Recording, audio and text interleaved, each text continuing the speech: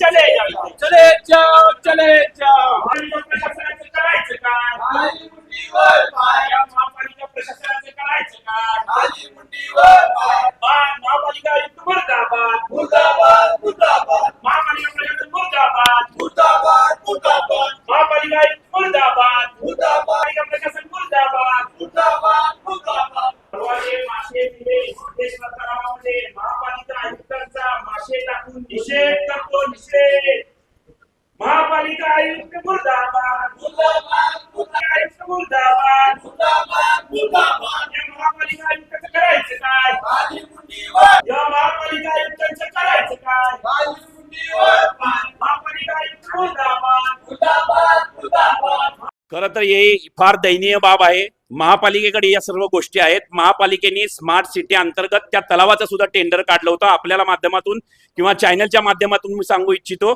मग ते टेंडर काढले होते. खाली फरशा घालणार होते, व्हाईट फरशा घालून मग त्याच्यावर पाणी सोडणार होते, कारंजे सोडणार होते, हे सगळी गोष्ट करणार होते. आता जर तलावाचं पाणी प्रदूषित होता तर आजपर्यंत तुम्ही काय झोपला होतात का?